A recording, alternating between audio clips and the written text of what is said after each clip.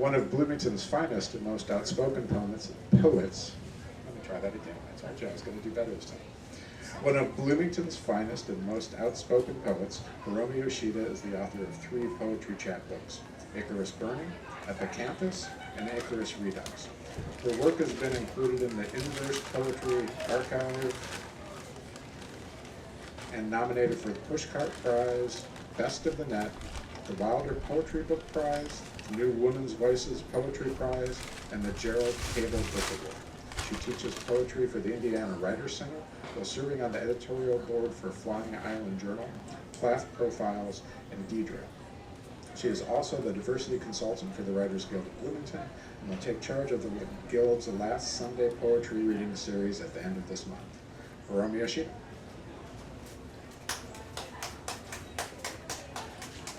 All right, thank you, Kyle, for that lovely introduction. I'll begin by reading the title poem from Icarus Redux.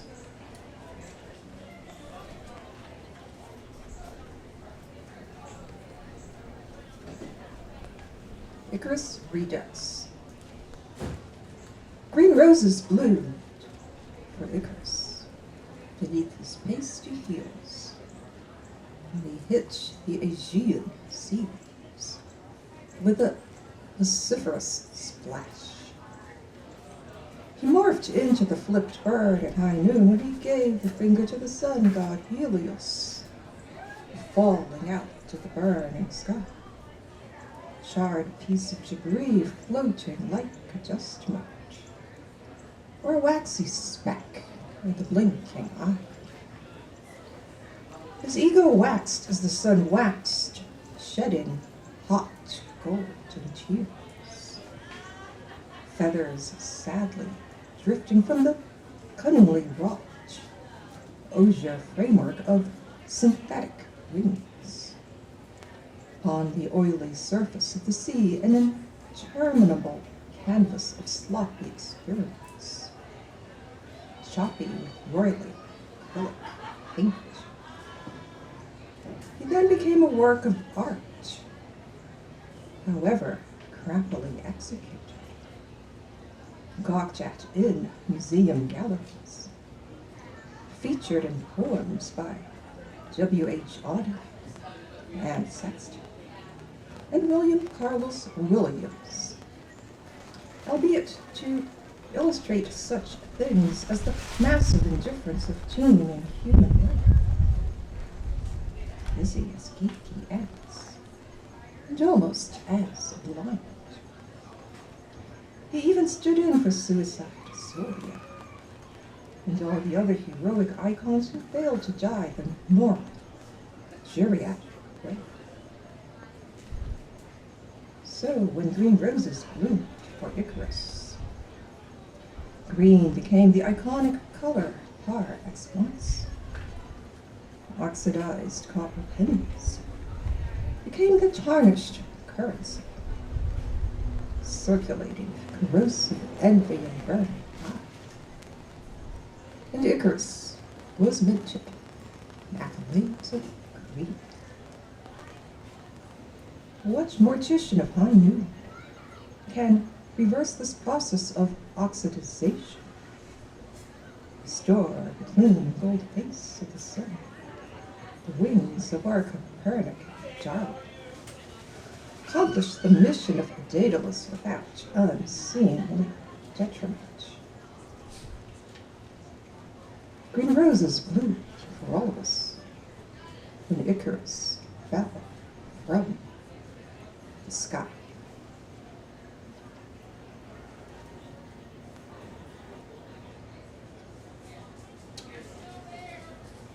Okay, the next poem I'm going to read from Icarus Redux is Jack-o'-lantern. It might be a little bit early, but I thought it was generally seasonal for this fall.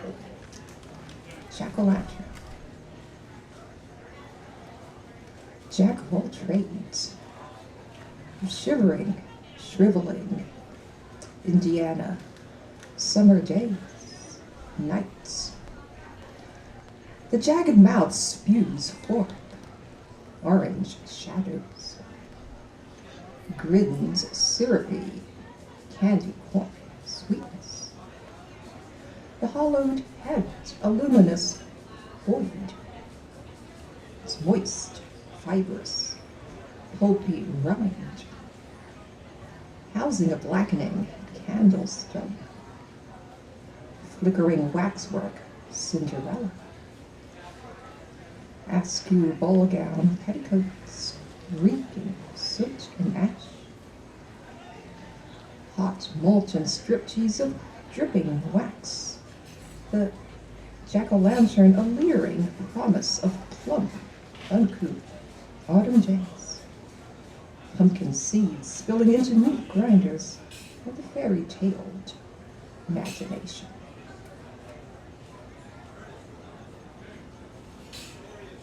Okay, and the third poem I am going to read from Icarus Redux is also an Indiana poem. It's called Last Supper in Terre Haute. The sky was a leaden slab, oppressing the horizontal land. Beneath it, nimbus clouds, the color of jail suit orange, collided and coalesced.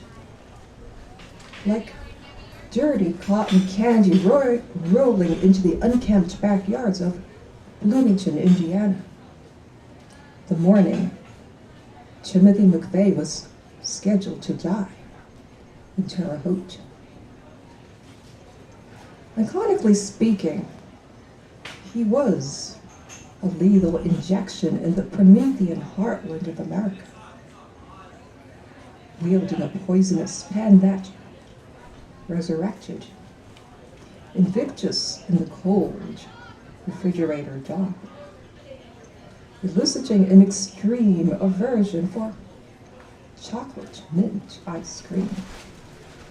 The Last Supper, doled out on the long spoon of public concession, spanning the distance between himself and the collateral damage of the Alfred P. Murrah Federal Building in Oklahoma City. After the execution, he morphed into a dirty animus incubus, coalescing viscously like toxic orange storm clouds. The diarrheic Indiana skies, vomiting pints of chocolate mint ice cream, laced with sodium pentothal, pancuronium bromide, and potassium chloride, circulating intravenously throughout the sepia-colored landscapes of the United States of America.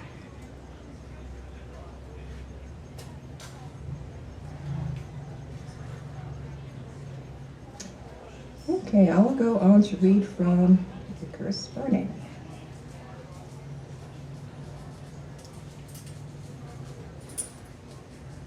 I'm going to read two poems that are related to art, and I think this is suitable for this occasion in the midst of an arts festival.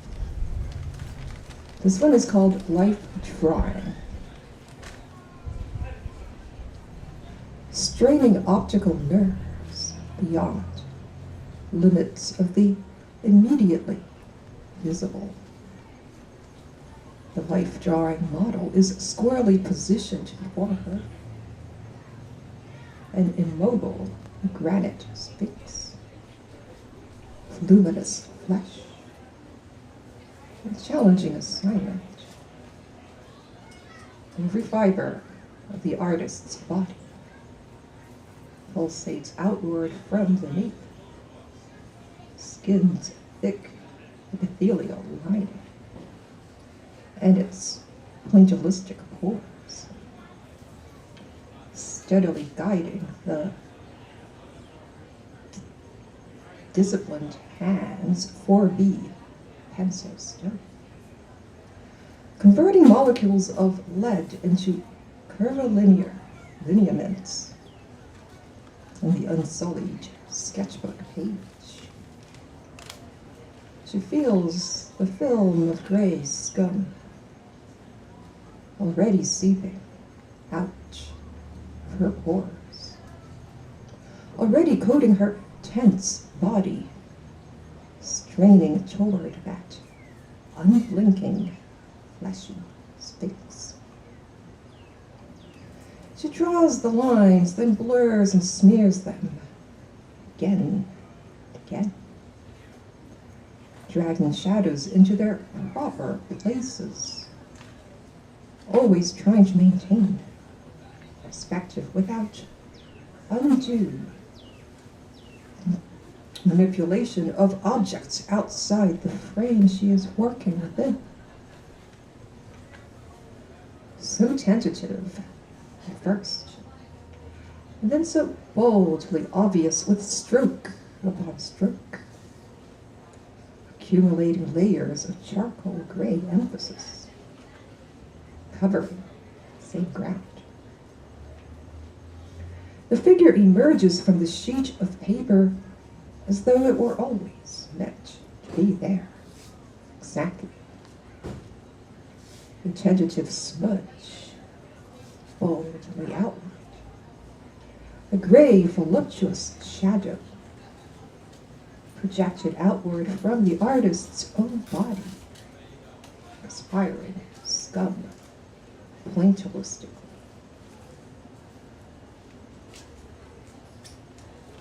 Okay, and the next art-related poem is actually a persona poem, so I would be speaking in the voice of Edvard Munch's The Sin.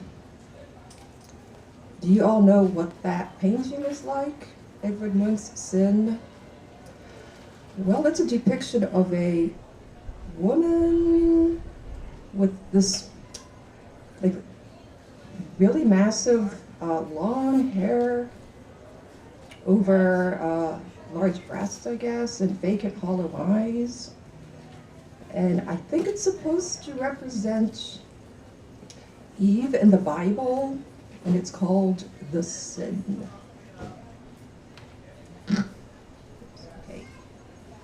Okay, so this is called Speaking for Edvard Munch's The Sin.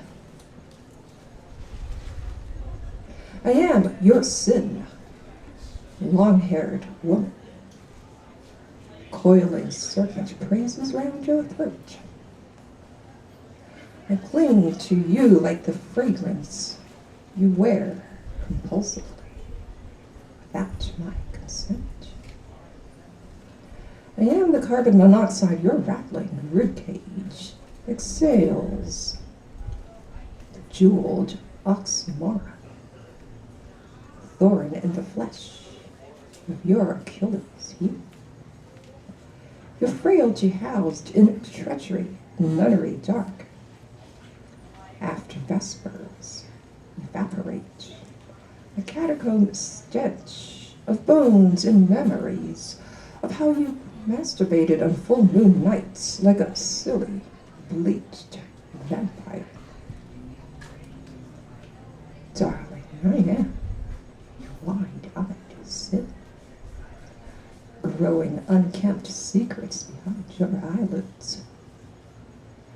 The dirt in your fingernails, the piss in your pants, the garlic nymph reeking formaldehyde.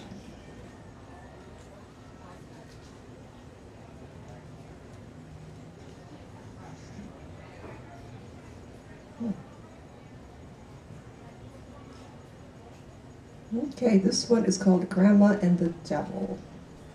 And this is about a personal experience. Grandma and the Devil. Pea soup projectile. The only exorcist scene Grandma mentioned during our lunch at the Meguro train station restaurant near Shiroganidai Tokyo. I kind of lost it. The Okasama lunch, that is, and developed an aversion for pea soup. If only I'd known that Grandma could have pinned the tail on the devil's cleft behind, even as she solemnly slurped her noodles, and wanted her to be the consoling authority figure, not merely stating the obvious, that the vomit scene was gross, kimochi ga warui, and wanted her to exercise my 10-year-old girl terror without the diegetic death. Instead, she was the gray, wispy soul guardian after my parents' divorce. Her bones a bundle of chopsticks behind finely wrinkled skin. Her shriveled, flattened-out breasts beneath kimono folds. Castaway, Japanese snake skin. And so, the devil slithered away with the desiccated years, vomiting dust like an overworked vacuum cleaner hose. And Grandma became a memory, folded away like a gray, moth-eaten kimono in my mind's overstuffed linen closet.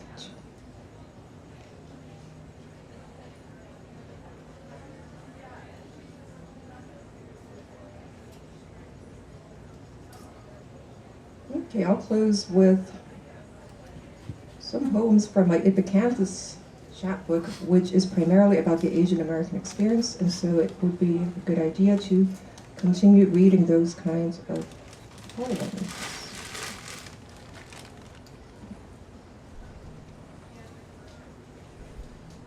Okay, this one's called God Wenge, and it's about 9/11. God Wenge. The planes deliberately collided into the World Trade Center. North and south towers, like steel-winged Icarus, twinned, burning. Kamikaze crash and decimation. The shredded paper gods shedding green pennies and white hair.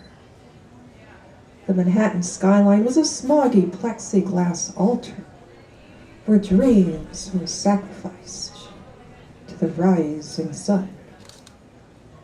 That smirked bastard. Pedestrians coughed, gagged, in the foretaste of phoenix ash. Black stench, needless apocalypse. Clogged nostrils. Resurrection and unwritten blueprint, drifting on wayward God wind.